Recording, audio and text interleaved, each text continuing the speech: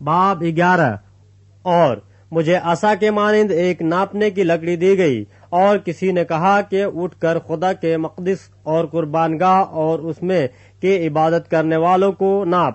اور اس صحن کو جو مقدس کے باہر ہے خارج کر دے، اور اسے نہ ناپ، کیونکہ وہ غیر قوموں کو دے دیا گیا ہے۔ وہ مقدس شہر کو 42 مہینے تک پامال کریں گی، اور میں اپنے 2 گواہوں کو اختیار دوں گا، اور وہ ٹاٹ اوڑھے ہوئے 1260 دن نبوت کریں گے۔ یہ وہی زیتون کے 2 درخت اور 2 چراغدان ہیں جو زمین کے خداوند کے سامنے کھڑے ہیں، اور اگر کوئی انہیں ضرر پہنچانا چاہتا ہے تو ان کے منہ سے آگ نکل کر ان کے دشمنوں کو کھا جاتی ہے، اور اگر کوئی انہیں ضرر پہنچانا چاہے گا تو وہ ضرور اسی طرح مارا جائے گا۔ ان کو اختیار ہے کہ آسمان کو بند کر دیں تاکہ ان کی نبوت کے زمانے میں پانی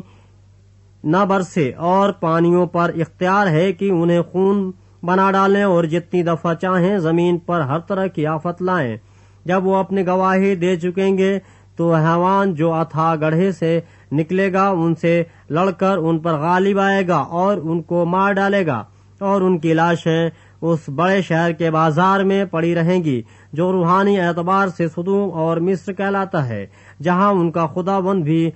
مصلوب ہوا تھا، اور امتوں اور قبیلوں اور اہل زبان اور قوموں میں سے لوگ ان کی لاشوں کو 3.5 دن تک دیکھتے رہیں گے، اور ان کی لاشوں کو قبر میں نہ رکھنے دیں گے، اور زمین کے رہنے والے ان کے مرنے سے خوشی منائیں گے اور شادیانے بجائیں گے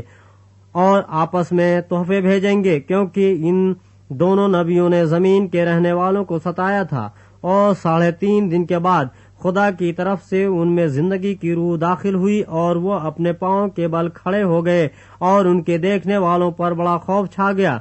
اور انہیں آسمان پر سے ایک بلند آواز سنائی دی کہ یہاں اوپر آ جاؤ۔ پس وہ بادل پر سوار ہو کر آسمان پر چڑھ گئے، اور ان کے دشمن انہیں دیکھ رہے تھے۔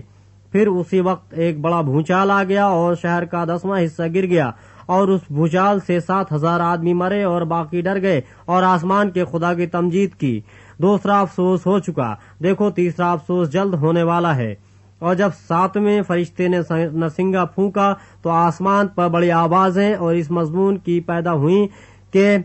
دنیا کی بادشاہی ہمارے خداوند اور اس کے مسیح کی ہو گئی، اور وہ عبدالآباد بادشاہی کرے گا۔ اور 24 بزرگوں نے جو خدا کے سامنے اپنے تخت پر بیٹھے تھے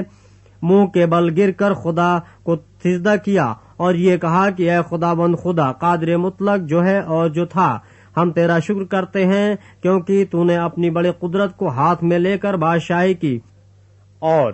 قوموں کو غصہ آیا اور تیرا غضب نازل ہوا، اور وہ وقت آ پہنچا ہے کہ مردوں کا انصاف کیا جائے، اور تیرے بندوں نبیوں اور مقدسوں اور ان چھوٹے بڑوں کو جو تیرے نام سے ڈرتے ہیں اجر دیا جائے، اور زمین کے تباہ کرنے والوں کو تباہ کیا جائے۔ اور خدا کا جو مقدس آسمان پر ہے وہ کھولا گیا، اور اس کے مقدس میں اس کے عہد کا صندوق دکھائی دیا، اور بجلیاں اور آوازیں اور گرجیں پیدا ہوئیں، اور بھونچال آیا اور بڑے اولے پڑے۔